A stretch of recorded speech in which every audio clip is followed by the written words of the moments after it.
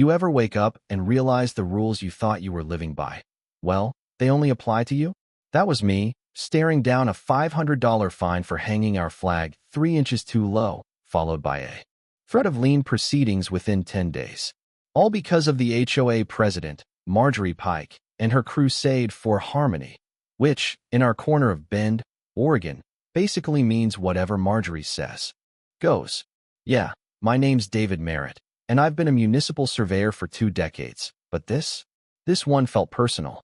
Jenna, my wife, she's the heart of our home. She hung that flag under the porch light last Memorial Day, said it was her little promise to her dad, a veteran whose ashes we scattered up at Elk Lake. I measured it myself. 8 feet, 2 inches from the ground, just like the regs say. But 2 months later, here comes the violation notice. Pink carbon. Marjorie's name looped in bold cursive like she's signing a declaration of war. When I called her, she picked up like I'd interrupted a spa day. You people think patriotism exempts you from the rules? She snapped. I tried to reason with her, told her it's not graffiti, it's a flag. She just laughed. Sharp, nasal. The kind that makes your teeth ache. That was my moment. I could have blown up. But years of reading property deeds, measuring lines to the inch, I knew better. Precision beats rage every time. I walked our property that night, tape measure in hand, camera slung over my shoulder, clipboard tucked under my arm. Jenna watched from the porch, worried I'd let anger win. I promised her clean, lawful by the book. But this HOA? Fairness here was a word painted over rot.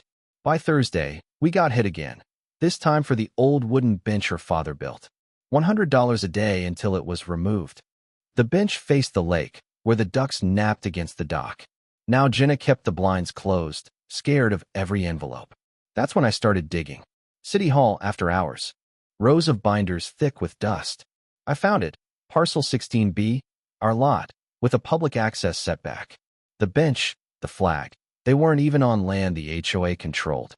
It was a drainage easement. Municipal jurisdiction. Suddenly, everything Marjorie was doing wasn't just petty, it was illegal. Back home, I started a log. Photos, dates, violation letters. I mapped the pattern every 4 days. Another fine. It was psychological warfare, slow and relentless. Our neighbor Hank, a retired electrician with hands like sandpaper and a laugh like gravel, came by when he heard they'd find him for a bird feeder once. Said it invited wildlife. Hank asked to see my plat map, thinking maybe his property line ran the same way.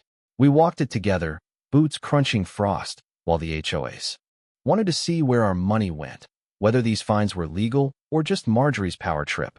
3 days later, the HOA truck came back. This time, Marjorie herself stepped out, heels in gravel. Clipboard held like a Bible. She didn't even knock, just snapped photos and slapped a notice on our door, $1,000 due by Friday. Jenna's flag, the bench, Hank's shared fence, they all made the list. We're moving to progressive enforcement, she said. I stayed calm, asked for her board's approval, told her I'd requested minutes as required by law. She bristled. We don't tolerate threats. It's not a threat, I told her. It's transparency.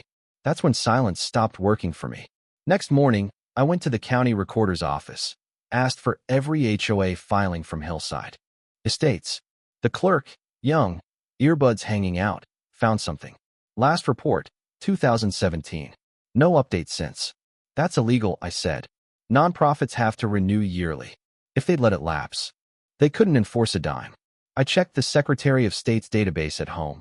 Sure enough, inactive since June 2018. Every fine since then, void. I pinned that printout to our kitchen corkboard, next to all the violation letters. That night, Jenna told me the HOA had called, asking if we planned to resolve things amicably. I recorded her for the record. Oregon's a one-party consent state. I wanted every detail right if this went to court. 2 days later, Marjorie called a special compliance meeting. I showed up early, binder in hand, room smelling like old coffee. 20 neighbors. Folding chairs, tension thick enough to chew. Marjorie gave a speech about shared values before I raised my hand. Point of order. Is this meeting being recorded? It will be, she said, trying to sound in control. Good, I said, because I moved to suspend all fines pending verification of your corporate status. Murmurs, then silence. We're fully incorporated, She lied. I held up the printout. Inactive since 2018. The room shifted. Someone checked their phone. He's right, they said. Marjorie tried to adjourn, but the damage was done. The next week, I got a letter from the board. Cease harassment or face legal action. No signature, no letterhead. Just intimidation. Online, my story exploded. Hundreds of comments. People sharing tactics. Some board members lurking in the replies. Hank came over with a flash drive. Photos of board members trespassing on his side yard at midnight. Tape measure in hand. We sent everything to Maria Sanchez, a local attorney with a reputation for drinking cold coffee and finishing every sentence with, "Let's make it airtight."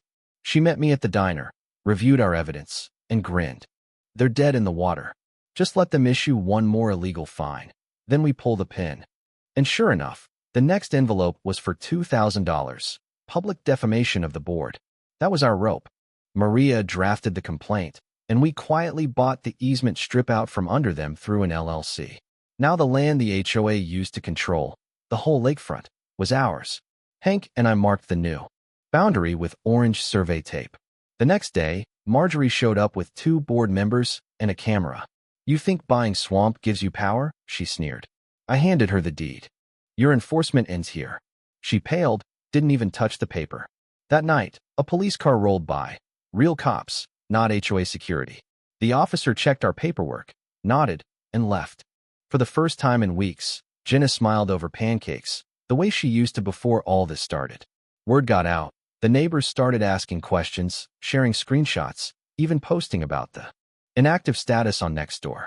The HOA scheduled an emergency reinstatement meeting and tried to pass the cost to the community, $150 each for legal counsel. Hank stood up and called them out. I walked to the podium, laid the deed under the fluorescent lights. The lakefront isn't HOA property. Any fines or fees tied to it are void. Gasps, a vote, and, finally, a path forward. But the board didn't go quietly. For weeks, the harassment shifted. Anonymous code enforcement calls, online rumors, even a wellness check called in at 10 p.m. on our house. Jenna started drawing the curtains again. Then Maria found a fatal flaw. Their new corporate filing listed the wrong EIN. Legally, it was a new HOA, not a continuation. We gathered records, shared them with neighbors, held a community meeting at the library. 70 residents showed up. I passed out copies of the filings, let the facts speak. We're not rebels, I told them. We're record keepers. Soon after, Hank's camera caught board members breaking into the community mailbox cluster, stuffing fake violation letters for photos. We sent the video to the county sheriff, who confirmed federal offense. The HOA lawyer tried to bluster at the next meeting, but the county suspended the HOA's enforcement power pending investigation. Board members started resigning. Marjorie, the once invincible president, left a box with the old stamp and gavel at my door. "You did what I couldn't," she said, finally, voice soft. "You made it honest." After months of chaos, the reforms stuck. Term limits, open records, independent audits, insurance reinstated. Jenna planted lavender by the porch. The kids played by the lake again. Even the newsletter came back, now with meeting minutes and open comments. I ended it the only way that felt right. Sitting at the kitchen table, flag waving outside, asking viewers, what's the line between rules and control? Drop your stories, your questions, your numbers in the comments. Share this if you think justice should be documented, not just demanded. Community isn't control, it's consent. Rules written by fear will always collapse. Rules written by fairness hold. And when the sun set that evening, the flag stripes caught the last light, a small promise kept. 8 feet, 2 inches above the ground, exactly where it belonged.